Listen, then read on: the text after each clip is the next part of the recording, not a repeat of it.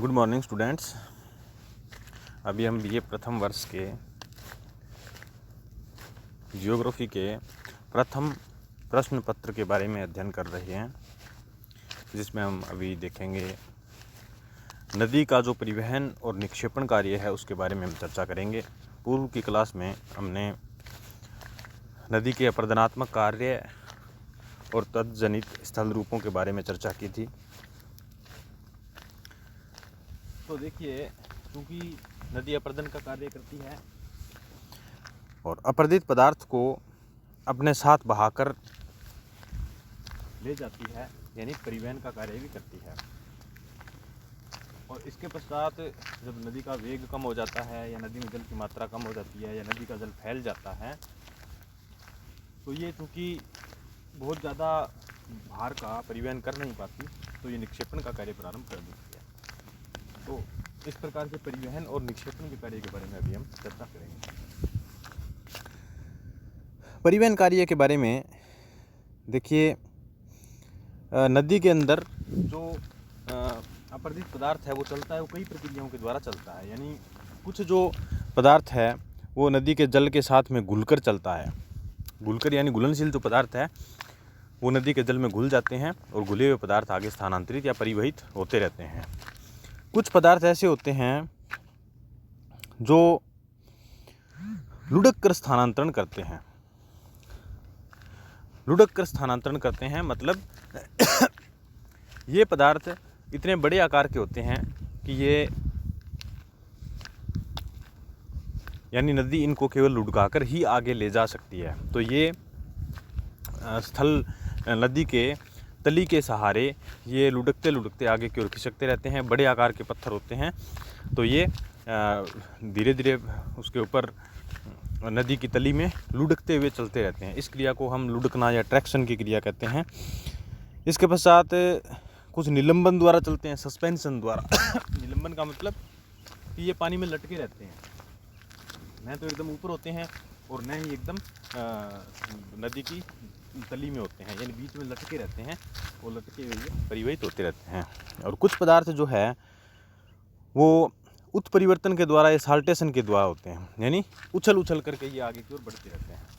उछल उछल करके मतलब ये हुआ कि ये बहुत बड़े आकार के नहीं हैं। जो बहुत बड़े आकार के होते हैं उनको तो नदी लुढ़कने की प्रक्रिया के द्वारा आगे स्थानांतरित करती है, लेकिन ये इतने बड़े आकार के नहीं हैं कि इनको लुढ़कने की प्रक्रिया के द्वारा ले जाया जा सके, लेकिन बड़े आकार के हैं। तो ये क्या करते हैं कि एक बार नदी की जो तली है उसमें एक बार जल का दबाव पड़ा, तो ये उछल करके आगे की ओर दूसरी थोड़ी आगे दूरी पर जा करके तली में गिरते हैं। फिर दोबारा ये इस तरह से यानी उछलने की क्रिया के द्वारा आगे की ओर बढ़ते हैं। ऐसे जो ये प्रक्रिया है इसको हम उत्परिवर्तन बोलते हैं। उस परिवर्तन के द्वारा नदी जो अपर्दित पदार्थ है उसका परिवहन करती है। अभी हम देखते हैं निक्षेपण। नदी का जो निक्षेपण का जो कार्य है उसके बारे में देखते हैं। तो निक्षेपण, पहली बात तो ये कि निक्षेपण क्यों होता है। निक्षेपण देखिए, जब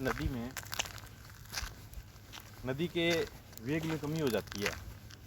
तो वेग में कमी क्यों होती है? वेग में कमी दो कारणों से होती है। एक तो ढाल में कमी होने से, नदी के मार्ग के ढाल में कमी हो जाने से, और दूसरा इसमें जल की मात्रा कम होने से।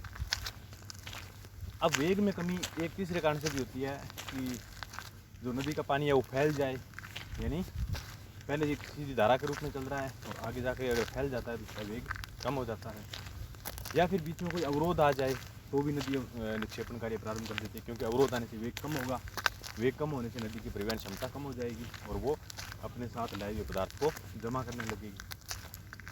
तो इस प्रकार नदी के वेग में कमी होने से निक्षेपण का कार्य प्रारंभ होता है और निक्षेपण के द्वारा कई प्रकार के स्थल रूप बनते हैं। कौन से स्थल रूप हैं इसके बारे में हम देखते हैं। सबसे पहले है जलोढ़ पंख। तो जलोढ़ पंख जो है वो पर्वतपदीय भागों में बनते हैं। जब नदी पर्वतों से नीचे उतरती है, पहाड़ों से जब नीचे उतरती है, तो चूँकि पहाड़ के ऊपर उसका वेग काफ़ी अधिक होता है क्योंकि ढाल ज़्यादा होता है, लेकिन ढाल में अचानक से कमी आने के कारण और उसका वेग काफ़ी कम हो जाता है और वेग के कम होने से नदी अपने साथ बहाकर लाया हुआ पदार्थ है वो जमा करने लग जाती है। और इसे जमा करने के क्रम में, क्योंकि वो एकदम से इन पदार्थों को जमा करती है तो कुछ पंखों की आकृति की बन जाती है, पक्षी के पंख के समान आकृति बन जाती है, और जिसमें कि अपरजित पदार्थ है वो जमा कर दिया जाता है। तो ये पर्वतपदीय भागों में बनते हैं। और